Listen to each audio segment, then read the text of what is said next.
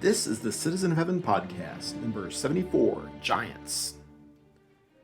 I am Hal Hammons, and I am a Citizen of Heaven, and your embedded correspondent in Satan's world. Here's what I have for you this week.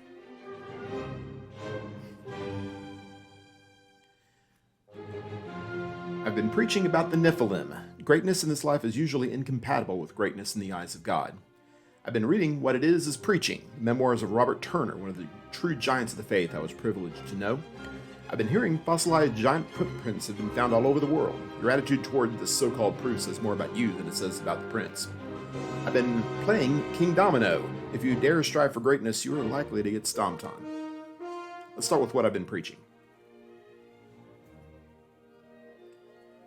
Genesis chapter 6, starting in verse number 1, reads as follows in the CSB version. When mankind began to multiply on the earth, and daughters were born to them, the sons of God saw that the daughters of mankind were beautiful, and they took any they chose as wives for themselves. And the Lord said, My spirit will not remain with mankind forever, because they are corrupt. Their days will be 120 years. The Nephilim were on the earth both in those days and afterward, when the sons of God came to the daughters of mankind, who bore children to them. They were the powerful men of old, the famous men. If you tuned in this week to find out what I thought the definitive explanation for the Nephilim is, I have bad news for you. I don't know what this passage means. I have my ideas, as a lot of people do.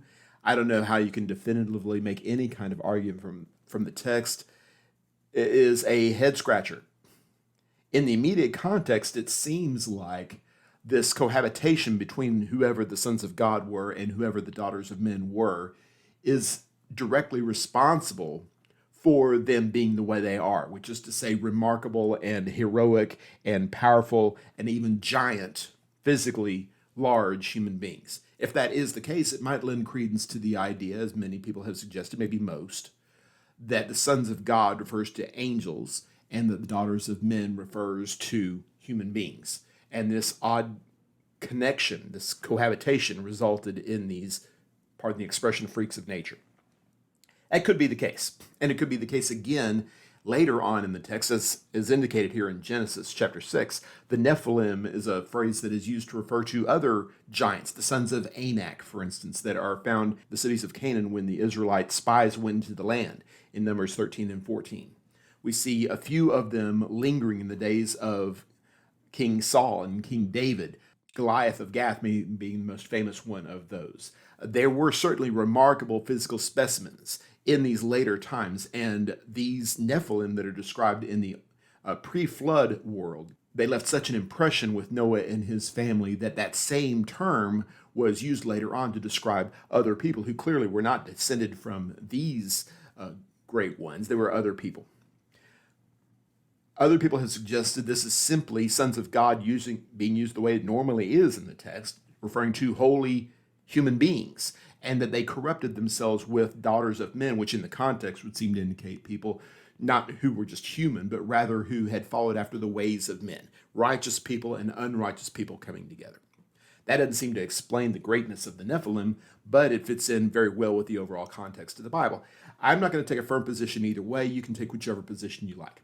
The point is this, that regardless of which road you want to take, what we find is a connection between holiness and unholiness. We find a connection with the things of God versus the things of the devil, if you will, or the things of men, if you prefer.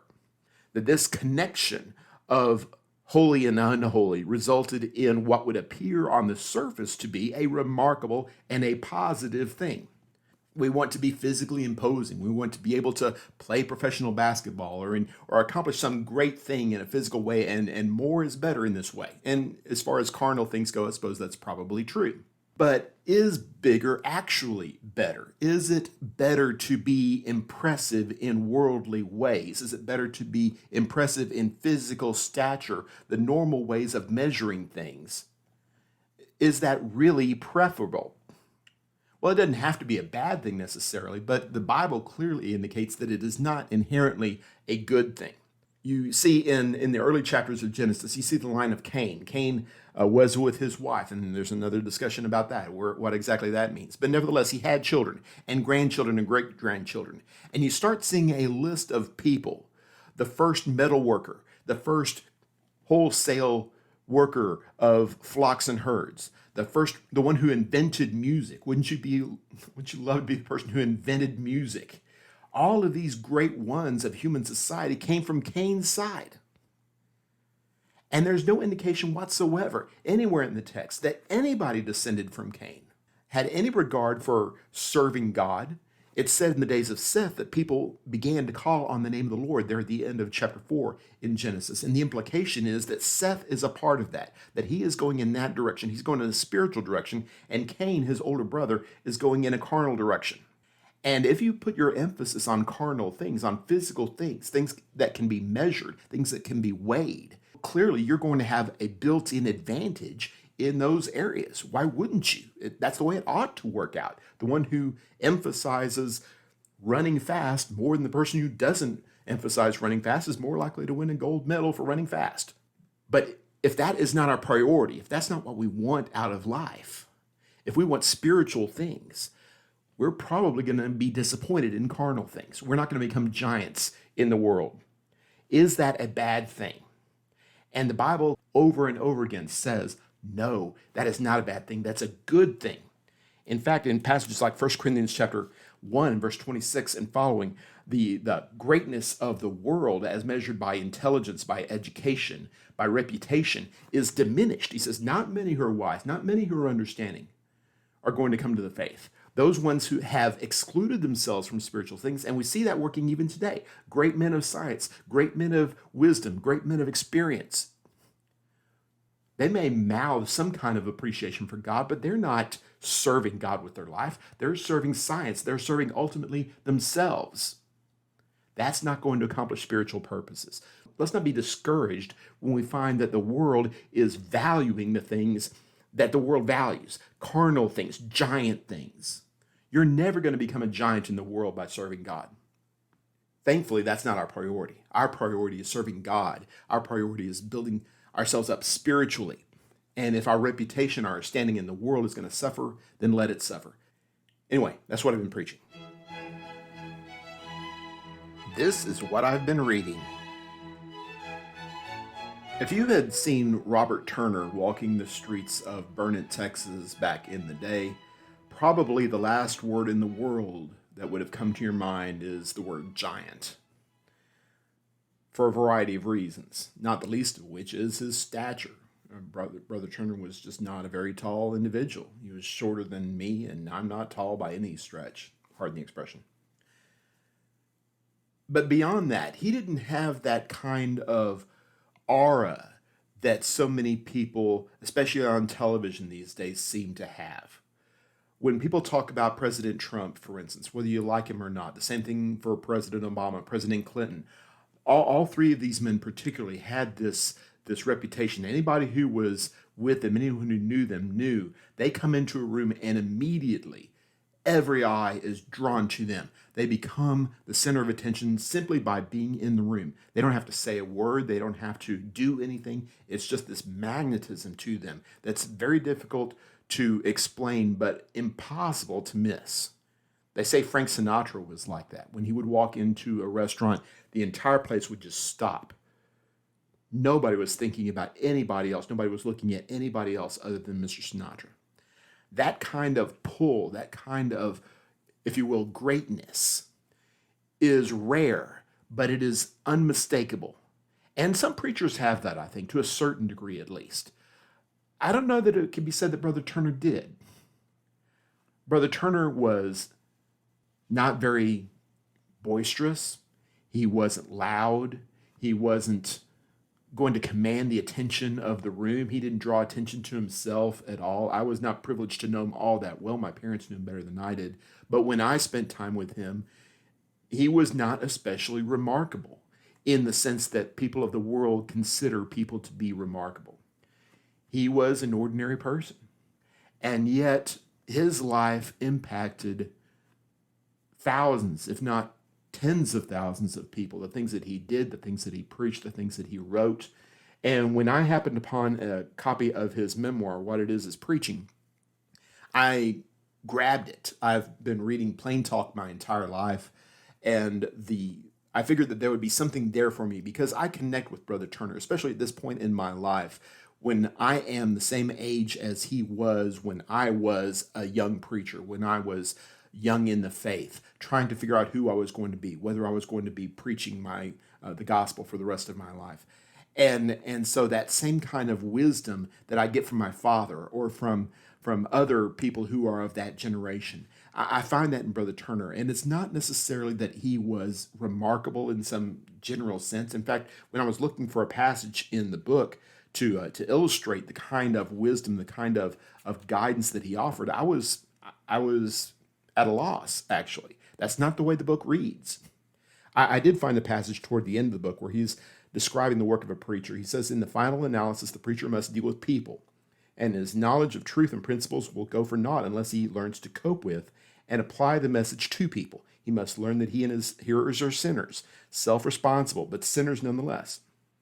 If he expects perfection or nothing, he will get nothing. Such an attitude can blind him to his own sins and cause him to despise others. He cites the parable of the Pharisee and the publican in Luke chapter 18. Yet he must keep the perfect standard before himself and others and work with them toward that goal. Learn to listen to others.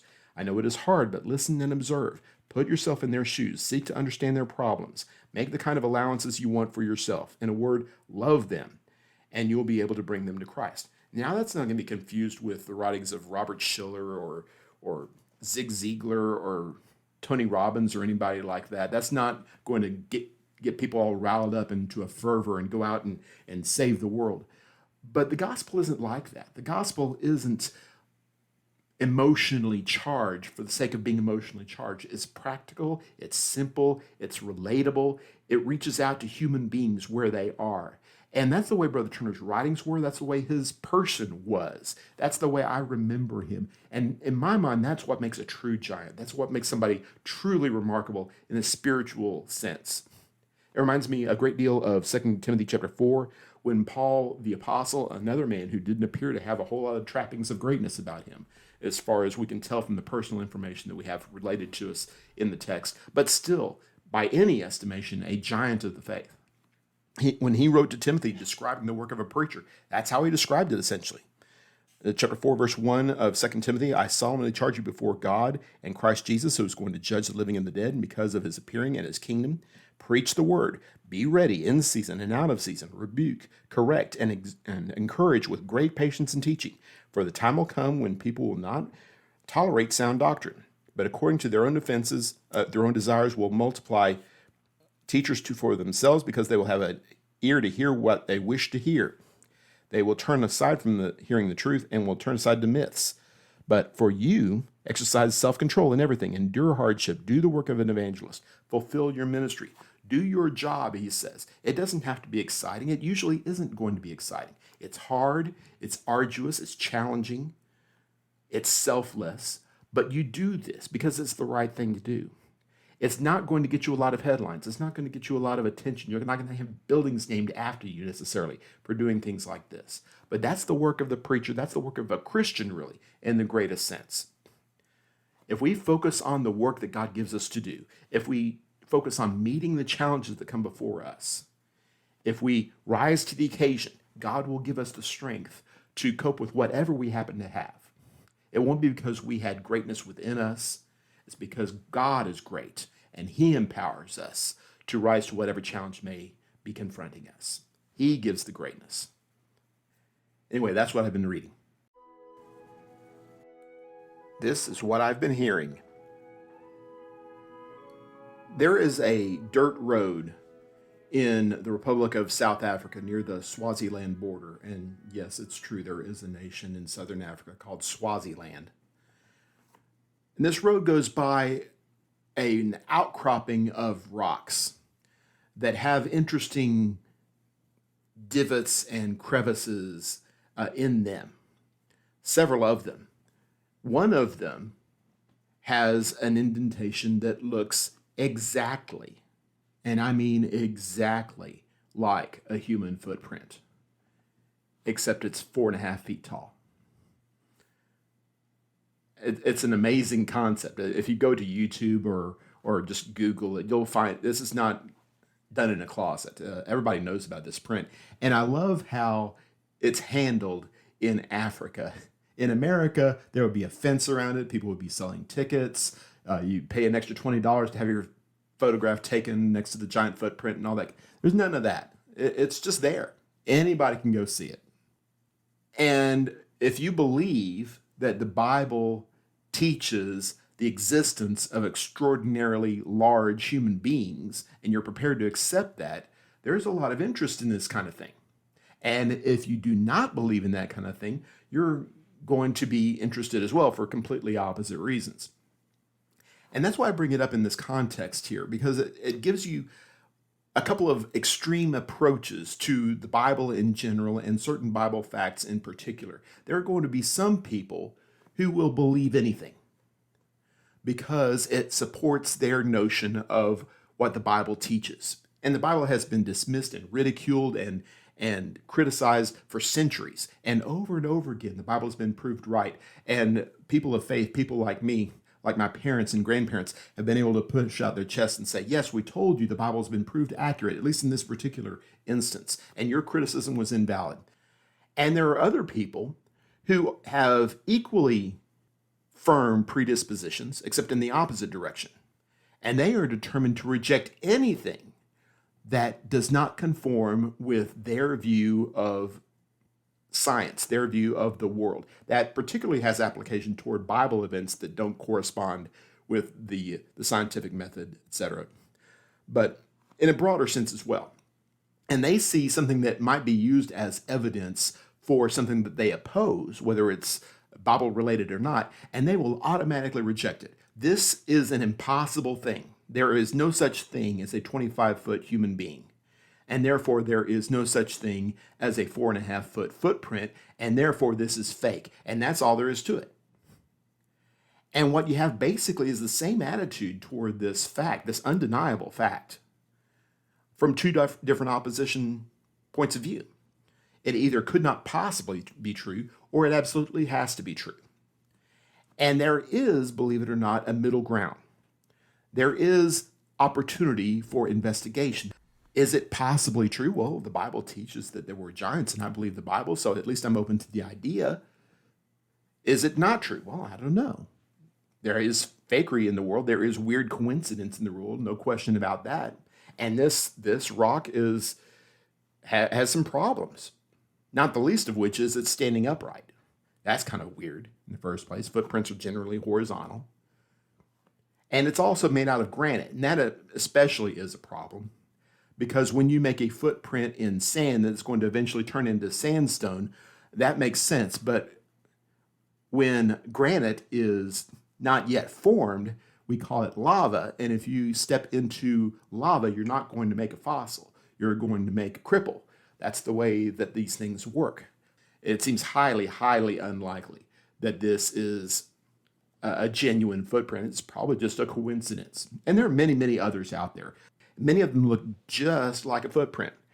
And I fear that this kind of so-called evidence brings out the worst in people, that we feel compelled to accept it because it supports our point of view or reject it because it refutes our point of view.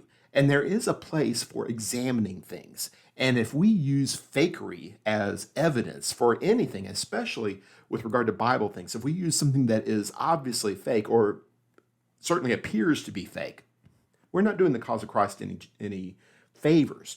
There is truth and there is error. And if you believe the Bible, truth is always going to be on the side of right. There is no fear in truth because nothing that is true is going to refute the giver of truth.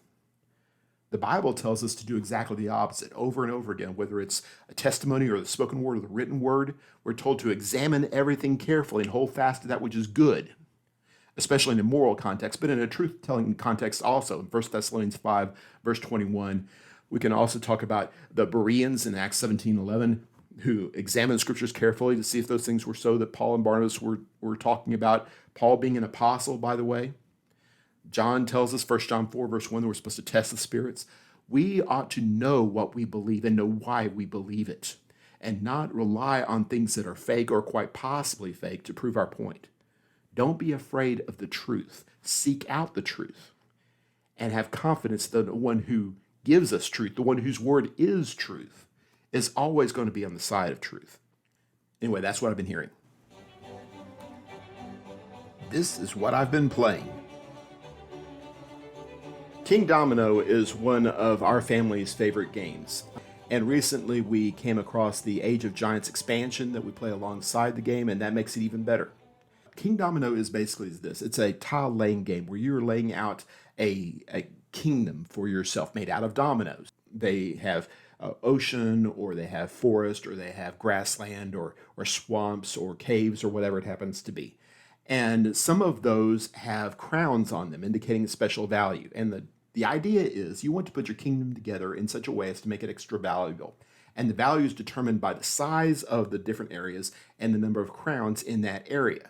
So if you have a forest, for instance, that has 10 contiguous squares on it and 3 crowns in that area, 3 crowns times 10 squares makes that forest area worth 30 points, which is pretty good.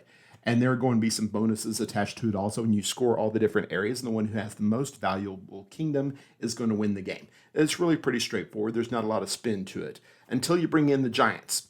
And the giants are going to cover up one of the crowns and obviously diminish the value of that part of your kingdom. So you don't want the giants. You want to avoid those if you possibly can. But here's the trick. When you add the giant expansion, you add tiles to the game. Some of them have extra crowns, which are really, really good. And those are high-numbered tiles. And there are tiles that carry with them the giants. And those are designated by letters, and they are up at the lower end. And the tiles that are available to claim are ranked. The letters come first, and then the small numbers, and onto the larger numbers. And if you pick the lowest rated tile in a particular round, you get to go first and have your first choice the next time. All that being said, it basically boils down to this. If you take the best tile available to you, you make it less likely that you're going to get a good tile the next time, and more likely that you're going to get a giant. So if you find this tremendous tile with 4 crowns on it available, you absolutely want to take that. But is it going to put you in danger of getting a giant in the next time? And if it does, this work that you've been doing is going to be decimated. If you really, really want to make something great and grand and tremendous, you put yourself in harm's way. That's the way striving for greatness tends to be in carnal things as well as spiritual things. If you want to be the greatest scientist ever, you push boundaries, you push envelopes, the whole Dr. Frankenstein kind of thing, or Dr. Jekyll.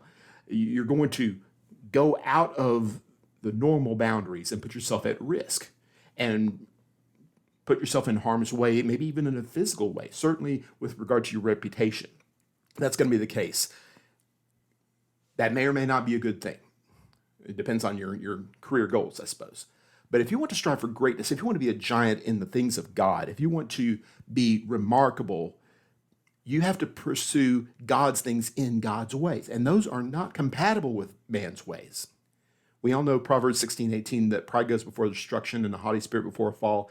If you want to be a proud person, if you want to put yourself first and be great, as it were, then beware. Let him who thinks he stands take heed lest he fall, the text says in 1 Corinthians 10, verse 12. That's very well documented. Pride is incompatible with greatness. Jesus says this over and over again. The one who comes to him as a little child, the one who humbles himself, this is the one that is great. The one who humbles himself before God is the one that God is going to exalt. And that is the trick that we need to find. We need to find a way to put ourselves in God's favor so that he can exalt us, because the greatness that we want is always going to be the greatness that he provides for us. And if we happen to achieve that greatness, if we happen to be exactly what God wants us to be, our problems are not over. Our problems are beginning at that point. Because the more we excel in the faith, the more criticism we're going to heap upon ourselves. The more people are going to want to beat us down because of jealousy, because of envy, because they feel they're tired of having coals of fire heaped on their heads, whatever it happens to be. But that does not mean that we're on the wrong track. That doesn't mean that we've chosen the wrong path. We see other people who are striving for greatness in their minds as they define it, and they're getting it, and they're enjoying this life tremendously. And we frustrate ourselves here because we are going exactly the opposite way, and we're not getting the acclaim. We're not getting the attention. But as Jesus says in the Sermon on the Mount, Matthew chapter 6 especially, the one who does these things to be seen of men is not God's person. We are looking for heavenly glory. We're looking for heavenly recognition. That's the way that we're truly going to be exalted. That's the glory that we want. God is going to take us off of this road that the world is on and put us on a completely different road. It doesn't look like a good road. It looks bad. That's why it's narrow. That's why it's small, because not many people are going to want to walk there. But God calls us to walk there. And at the end of this path is the greatness that he has for us. James says in James chapter 4, he gives a greater grace. He promises us, I have something greater for you than you can ever acquire for yourself, but you have to trust in me. Strive for my kind of greatness, and you will be exalted. That is the promise that God himself gives us. Anyway, that's what I've been playing. Thank you for listening to the Citizen of Heaven podcast. Please don't forget to subscribe if you have not already. Shares, ratings, comments, and questions are always welcome. Feel free to reach out to me on social media with any questions or suggestions, and watch my YouTube channel and my website, www.halhammons.com, for articles, sermons, and notifications regarding other content. Until next time, be strong and courageous, fight the good fight of faith, and do all things in the name of the Lord Jesus. This is Hal Hammons, the Citizen of Heaven, signing off.